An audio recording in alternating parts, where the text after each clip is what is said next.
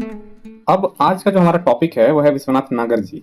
विश्वनाथ नागर जी की बारे में आज हम बात करने वाले हैं। ये किस तरह के कवि थे, इनका जन्म कब हुआ था, इनका जन्म ठाव कहाँ है, इनकी मम्मी का क्या नाम था, इनके पापा का क्या नाम था, इनका उपनाम क्या हुआ करता था।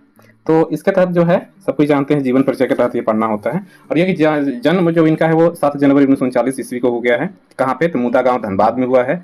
उपनाम इनका नागर हुआ करता था। इनके पापा का नाम जादू रवानी हुआ करता था और मम्मी का नाम फुलमणि देवी है। दूसरी अगर नामों से आप देखोगे तो इनका एक विश्वनाथ रवानी के नाम से भी आप इन्हें जानोगे, जो कि इनका असली नाम कहा जाता है। शिक्षा इनकी कहाँ तक हुई थी? तो शिक्षा इनकी इंटर तक हुई थी। अब हम लोग आगे देखते हैं कि इनकी प्रमुख रचनाओं के बारे में देखेंगे और उसके बाद हम लोग देखेंगे कि इनको क्या क्या मुख्य मुख्य सम्मान प्राप्त हुए हैं। तो हम लोग आगे चलते हैं। विश्वनाथ नागर जी की अगर हम बात करें तो इनकी एक प्रमुख रचना है जो हम लोग अक्सर सुनते हैं, वह है रांगा लाठी।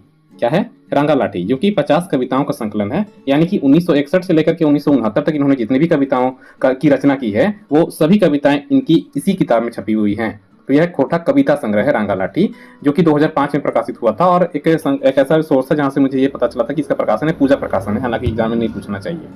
फिर एक सुलग साय है, यह खंड काव्य है। कितनी खंड है भाई? 11 खंड है। 11 खंड को आप लोगों को याद होना चाहिए। इसका भी प्रकाशन 2005 में हुआ है, पूजा प्रकाशन ने किया है। दिंडल पाता है, एक कविता गोच है। क्या है? तो ये कविता गोच है। खय्याम तोर मधुर गीत, ये रुवाई गजल उमर खय्याम का गजल है, याद रखिएगा। खय्याम तोर मधुर गीत ये कोठा में अनुवाद कर दिए थे, 2004 में ये प्रकाशित हुआ था। झींगा फूल, क्या है? झींगा फूल अप्रकाशित नागर गीत संग्रह है, जो कि स्नातकोत्तर में शामिल किया गया है।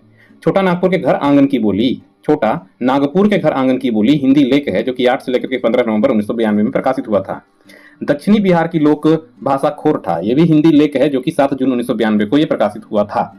किस पत्रिका में भाई? तो दैनिक आवाज पत्रिका में छपा था। दैनिक आवाज पत्रिका में छपा था।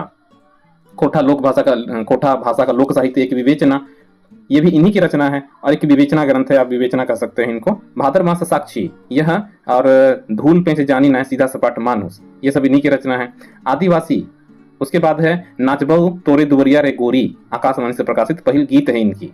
मध्यकालीन रचनाकार माने जाते हैं ये। देशवाली हिंदी खोटा पत्रिका 1979 में इन्होंने ही संपादित किया था। ये भी आपको इनके बारे में जानना चाहिए।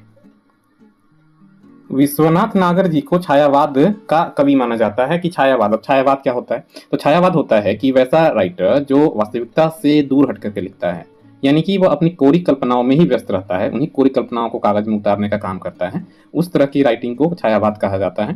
फॉर एग्जाम्पल आप समझना चाहोगे तो किसी लड़की की, किसी महिला की खूबसूरती का जब बखान किया जाता है, कि किसी हिरन से कर दिया जाता है, किसी बादल से कर दिया जाता है, तो ये रियलिटी नहीं है लेकिन एक मान लिया गया है, यही है छायावाद। तो इसी तरह के हमारे राइटर थे छायावाद के विश्वनाथ नागर जी। लोग इनसे खफा भी हुआ करते थे। क्यों खफा हुआ करते थे? कि जिस वक्त लोग स्वतंत्रता संग्राम में लगे हुए थे, लोग दूसरी दूसरी जनवादी बातों को उजागर कर रहे थे, जब राइटर थे छायावाद में अपने आप में मस्त हुआ करते थे। तो ये थे छायावाद के राइटर। अगर पूछेगा कोठा में तो ये याद रखिएगा, विश्वनाथ प्रसाद नागर जी जो थे वो छायावाद के राइटर थे। इनके सम्मान की अगर बात कर दी जाए तो इनको सम्मान कुछ ज़्यादा मिला नहीं है। इनके जहाँ तक हम जान पाते हैं तो ये 2 सम्मान है इनका। एक श्रीनिवास पानुरी खोटा प्रबुद्ध सम्मान, श्रीनिवास पानुरी खोटा प्रबुद्ध सम्मान खोटा भाषा साहित्य विकास मंच बरवा अड्डा धनबाद से 25/12/2016 को इनको दिया गया था। श्रीनिवास पानुरी खोटा प्रबुद्ध सम्मान खोटा भाषा साहित्य विकास मंच बरवा अड्डा धनबाद से इनको दिया गया था 25/12/2016 को। उसके बाद बी ए नौदार की किताब में जाओ जिंदगी सम्मान भी लिखा हुआ है, और खोटा साहित्य संस्कृति परिषद बोकारो के माध्यम से इन्हें 2010 में दिया गया है जाओ जिंदगी सम्मान खोटा साहित्य संस्कृति परिषद बोकारो के माध्यम से। तो ये एक छोटा सा था विश्वनाथ नागर जी के बारे में शॉर्ट रिवीजन। धन्यवाद आप सभी का।